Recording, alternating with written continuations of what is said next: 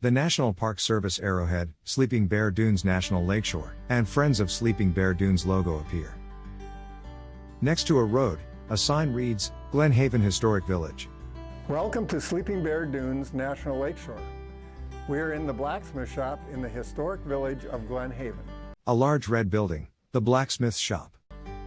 The blacksmith shop was one of the first buildings constructed around 1860, as it was the repair shop for the logging and shipping operations. Historic logging photos.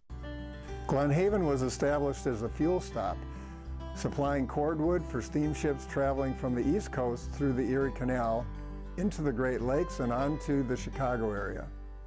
Blacksmith tools. During the summer months, we bring the blacksmith shop to life by demonstrating the tools and techniques used by blacksmiths during the period of 1860 to 1915, when this was a working blacksmith shop. 3 blacksmiths work in the shop.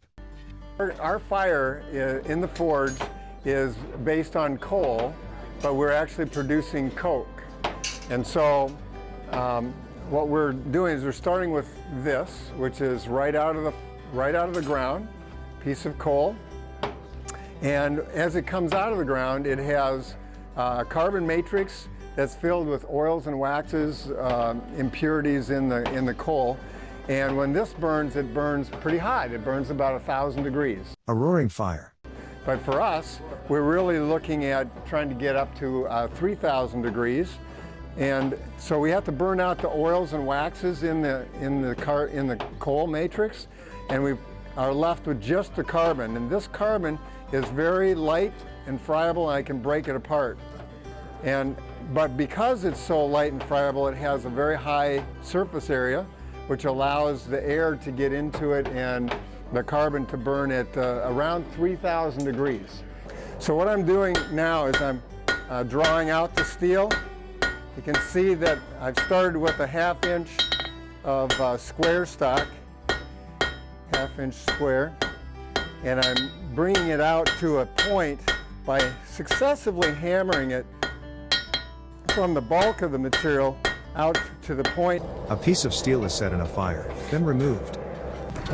He curves the red-hot tip of the steel.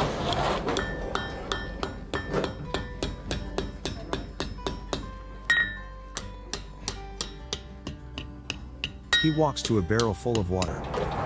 So I'm going to quench just the tip, because I'm going to hammer right on that little scroll, and I don't want to deform it. Using an anvil, he bends the steel back above the tip, forming it into a hook.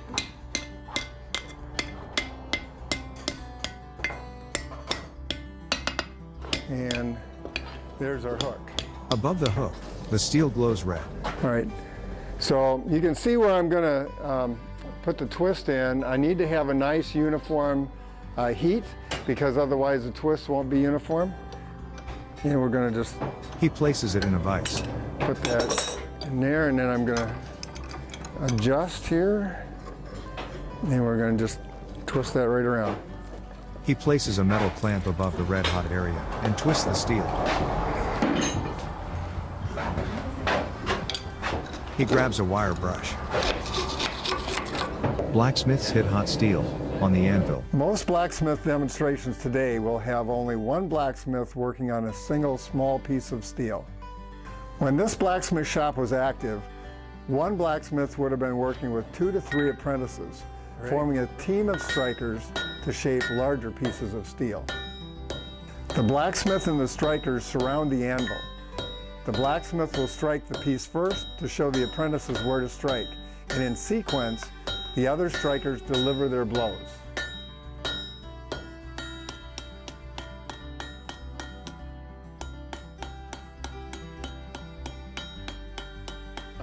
A blacksmith places the steel in a fire, then removes it. Gotta move it. I gotta move a lot of steel. So here's my leaf, and it's just sparkling a little bit, so it's right up at near melting temperature. He places the hot end on an anvil.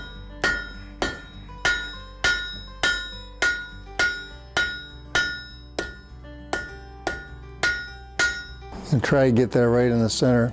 He places an axe blade on the hot steel. And of course I didn't.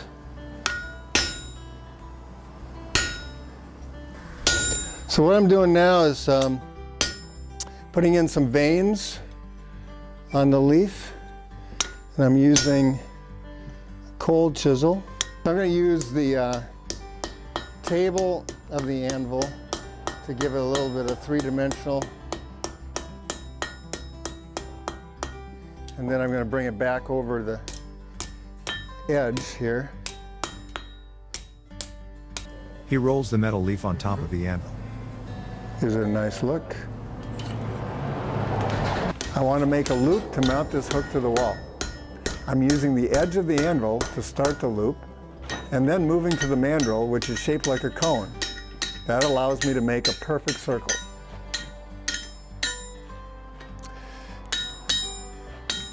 I'm now quenching this loop to cool the steel and keep it shaped, allowing me to work close to the loop without changing it. Oh, nice. Nice, nice, nice. There you go. Oh, beautiful. So I'm using a brass brush and just polishing up the leaf a little bit. And now you get a nice gold color on that leaf. The metal gleams in the light as it turns. Then, he rubs it with a cloth. What I'm doing now is just melting a little bit of beeswax onto the hot steel. The beeswax acts kind of as a paint. It coats the steel, keeps moisture from getting to it so that it doesn't rust, and it gives it a nice dark color. This was a standard way of protecting steel from rusting back in the days, before they had really good paints. The last thing to do is to quench this off and just completely cool it. A wooden wall. The hook hangs from a nail. Then, visitors inside the shop. Come to Sleeping Bear Dunes National Lakeshore in the summer months and experience the blacksmith shop in person. Fade to black. Credits roll.